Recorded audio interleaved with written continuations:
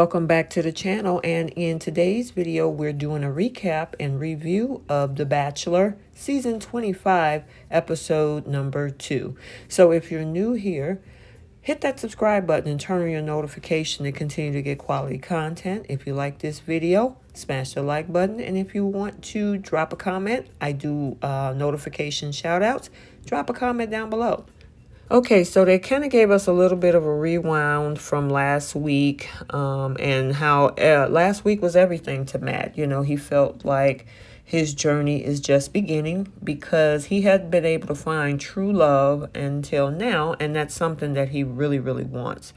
So all of the girls, and it's a lot of them, showed up at the new venue where they're going to be staying. And it is absolutely beautiful, especially compared to what we saw at the venue that the Bachelorette had. But it's absolutely beautiful. But speaking about all of the girls, I mean, some of them find it hard to be with so many women, especially Katie. And I mean, it's a lot of them, and they got to fight for time. So, you know, it's going to be an interesting season on how everybody, if everybody's going to do that. So Chris stops by to see, how the women like the place, and he congratulates Abigail for getting the first impression rose. And then he announces this week that there will be 3 dates, a group date and 2 one-on-one dates. And because there is so many women, not all of the women will be going on these dates. So the thing is, everybody's hoping for a date. But the first one is for Bri.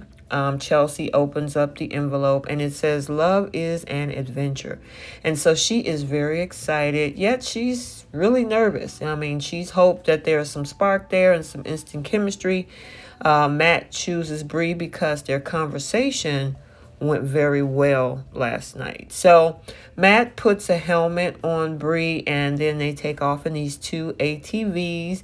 Victoria is lashing out a little bit. She says she's not jealous, but she wanted that day for herself. And at the end of the day, she's saying that she's there for Matt and not to be in a sorority. So she doesn't really care what all of the other women think. And I mean, she's really making a big fuss about this, And then, of course, Yesenia is not liking the energy that's coming off of Victoria. It's very intense, and she said it was very negative, and she feels that Victoria keeps this up. She's going to basically ostracize herself from the rest of the group. So it gets to the point where they're riding this ATV, both Matt and Bri, and I think they call it wipe out.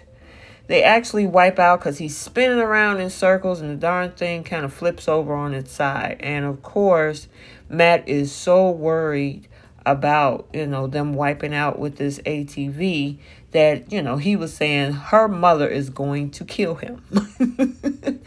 And okay, so after the crazy ride that they have, they arrive at this picnic that has a wood fire hot tub. And Matt takes off his shirt. And I'm telling you, Bri was like, you have at least 8 to 16 abs, and how good he looked without his shirt. And he's telling her that, he was looking forward to spending time with her. He tells her how glad he is that they made it safely, and it is definitely 100% worth it. And then she admits that she feels really comfortable with him. And then, he gives her that look. And I'm telling you, that look had me for a minute. And then he leans in for a kiss. The two are in the hot tub. He, feels extremely lucky that he's on a journey to find what he has been missing to make his whole life whole. And they look good together. I like how comfortable Bri is and relaxed she is with them. They definitely complement each other. I'm hoping that she gets to the final 4, but we'll definitely see. So let's talk about Victoria. Victoria definitely has a strong personality, and she's not doing well with the other girls. I should say women. And, the whole Queen Victoria thing, it's, because she said that's her job. She's a queen. I don't know. But let's go back to Bri and Matt. So at dinner, the conversation continues with them. She says that her mom raised her as a single mom. She was pregnant at 13. Her whole life, it has just been her and her mom. And then during quarantine, her mom found out she was pregnant again. She has a fiance, and now she feels like she does not have a home. And she somewhat has a relationship with her dad. He tells her, meaning Matt, that her feelings resonate with him. And of course, when he needed his dad the most, he wasn't around. And she says that, she tends to hang out with and gravitate toward her friends with big families. And then, because that's what she wants. And that's something that he said he also wants too. So, I mean, they're really vibing. She's comfortable. She's being open. She's vulnerable, being transparent. And I think Matt sees that about her too, and I'm really liking them. So back at the house where all of the girls are, Victoria was saying that she doesn't want to be on a group date because she couldn't be herself. And there's a knock at the door, and there's the group date card. And so the girls that was chosen to go on the group date was we have Chelsea, and then we have Serena P. We also have, of course, Abigail, Sydney, Ileana, Kristen, Lauren, Yesenia, Serena C, Kit, Kaylee, Kayla, Mari, Piper, Rachel, and then, of course, last not least, Victoria. And that's a lot of girls on a group date. I mean, that is crazy. Yeah, they're definitely going to have to fight for his attention. And that's what the girls are are saying. And the thing is, how is it going to be fighting for attention when you have Victoria in the mix? So I wouldn't want to be in their shoes. I'm sorry. I mean, I like watching the show, but to try to, figure out who's going to be able to get some time with Matt, yeah, that's going to be kind of complicated. I mean, guys, let me know what you think, down in the comment section. And of course, as we all know, Victoria is definitely not happy about the fact that she has to do this group date thing. But, she signed up for this, so she's just going to have to suck it up if she want to participate. So, Matt and Bri, they're definitely enjoying their date. Matt tells Bri that he wants to spend more time with her, and he gives her a rose. And I just thought that, I mean, he is so cute. She is so cute. I mean, I like these two together. Abigail, I like her as well, but I definitely am a fan of him and Bri together. I mean, it just seemed like they just gel so well together. So, let me know what you think about this couple. I'm going to project her in my final four. I don't know, but we'll see. So back at the house, Victoria, well, back at the house, they hear fireworks. And it is Matt and Bri at the end of their date. And of course, Victoria tells the women that she's authentic and real and all of this stuff. So she's just going back and forth. But in the meantime, Matt and Bri is that fireworks scene. Matt and Bri, oh my God, they look so, so cute. But back to Victoria about her, talking about being authentic and real. And she's offended that some of the women didn't treat her well, And Marylynn definitely is not one of the girls that are backing down. She doesn't want drama with her, and she has to be in the same room with her. But the crazy thing about this is Victoria calls Marylynn psychologically disturbed, and that she's the queen, and she can't wait for Matt to see her queendom or whatever. She decided to sleep on the couch and call it a night. Okay, So it's time for the group date, and we see Matt comes up first. It's raining outside. Matt tells them he thought it would be fun to do a photo shoot just to visualize what the wedding day could possibly look like. They have 10 minutes to get dressed, and then, of course, we have Franco, who is one of the Bachelor Nation photographers. He's going to be taking the pictures, and so all of the girls rush inside to change. So the ladies come back out in their wedding dresses, and I mean, those dresses are absolutely gorgeous with the detail. Everybody looks so pretty.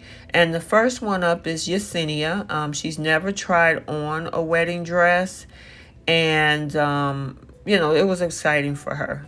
She looks so cute. I mean, Matt is like 6'5". I don't know how tall Yesenia is, but wow. And so he takes a few more other pictures with a few of the other girls, and they actually came out really nice. He's definitely photogenic. Definitely. So after he get through, taking all of these additional pictures with with the other girls, here we go with Victoria. And she gets Matt to take off her garter for the photo. Now, of course, some people found it kind of strange. I guess she thought it was, pretty, creative. I don't know if she was reaching there. And then she reached in for this awkward kiss. And you can tell by his body language. So Chris interrupts, and he tells them that getting married is the most romantic day of your life. But Matt is looking for a woman who will fight for his love. And so Chris takes Franco and Matt away. And then, of course, Victoria walks past the girls waving veils in her, waving her veil in their faces. I'm like, okay, whatever, girl. So the women finally rejoin Chris, Matt, and Franco, and he tells them that they're going to play Capture the Heart. And that means capturing Matt's heart. So he's separating the women into two teams. And I think it's pretty cool, I guess. I mean, it's getting kind of messy, but these are the type of games that they play. But one team they captures the heart, or the other team's heart, takes it back to the wedding arbor, wins. And the team that wins will spend a romantic night with Matt. And then the losing team is going to walk back to their homes, kind of with the walk of shame, I guess. So, the rules are there are no rules, and they have different items that they can dip paint into and use to stop the other team. And I'm telling you, paint is flying everywhere. So it's all over. The red team wins, and the most valuable bride award goes to Mari. She's on that gold team, but she gets to join the red team because of her effort. And then, of course, the gold team girls that, didn't win, they take that walk back. The women who lost, they're pretty bummed out, and the girls who won, this is where they get the chance to spend some time with Matt. And he thanks them for all of the effort they put in to spend time with him. And then, of course, he has a toast with them. And Lauren is happy that she's on that winning team. And I'm glad that they actually had the opportunity to spend some time. And she sat down with him for a minute. And she's the first one to actually sit down with him. And she tells him that she felt like a kid today, during the competition. And she just wanted to win. And she said to Matt that, she wants a guy who's a man of faith, who's giving, and who is kind. And that had Matt speechless. And then, of course, he also followed up a sit down with Yesenia. So there's a knock at the door back with the girls, and the last date card has arrived. And it's for Sarah. And it says, the sky is the limit for us. And, she's really, really excited. You can tell I guess he's obviously seeing different things in each of the girls in order to actually kind of pursue, especially on the one-on-one date. But as we speak about sitting down, we got Victoria now who sits down with him, and she tells him that as much as she come across as confident, she's still human and have in her own insecurities. And he tells her that she looked great today and on night one, and tells her that he understands why she's the way she is, and that he's going to challenge her to be herself. And he asked if he could take her back downstairs. She says yes, but she asked for a kiss first.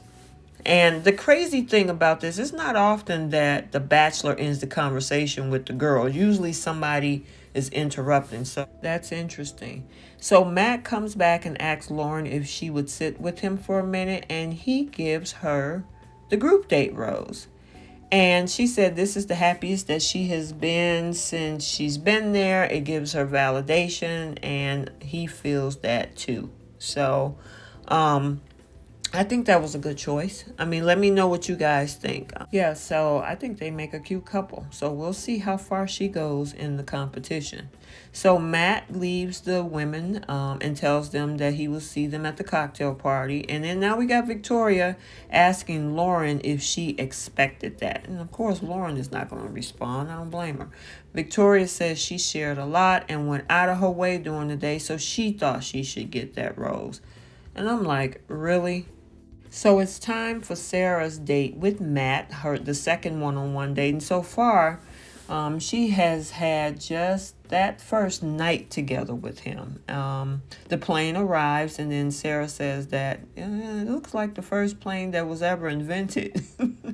But they go up in the air, and all we can hear Sarah say is, "Oh my God." But it looks like a lot of fun. So, they actually had a sit-down conversation. The date is so precious for Sarah, but she's a private person, and it takes time for her to let down her walls.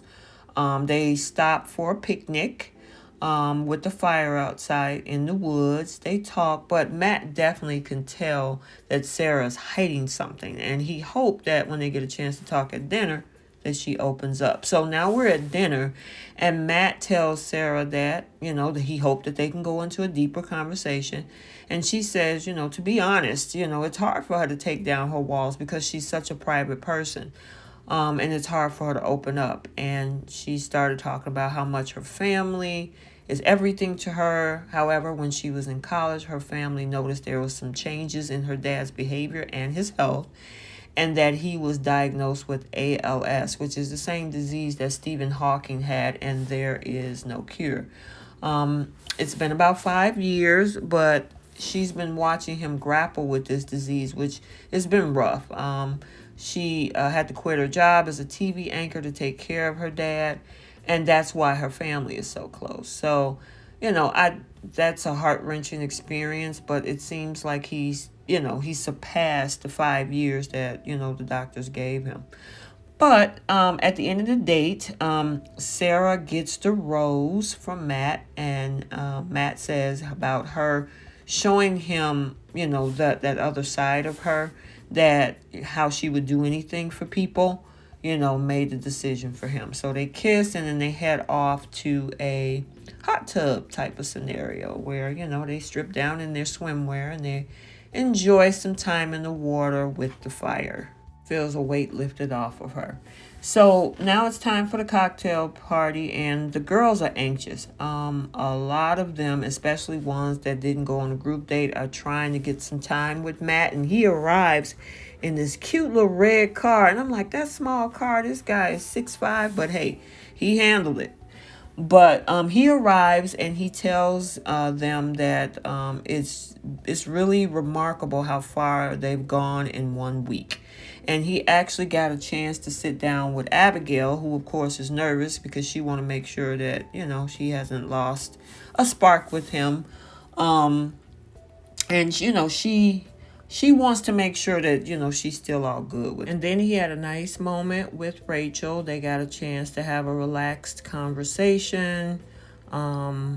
He seems smitten. I wouldn't be a bit surprised if she go to the Final Four too. So we shall see. And then there's the conversation that he had with Marylynn. Marylynn is nervous. But she feels better and actually on cloud nine. And the reason being because he remembered that she liked orchids. So he actually brings her a vase with these orchids, and she is so happy and so speechless. And hey, I would love a guy that would always remember the small things. So I thought that was really cool of Matt to, out of all those girls, he remembered those orchids that she liked.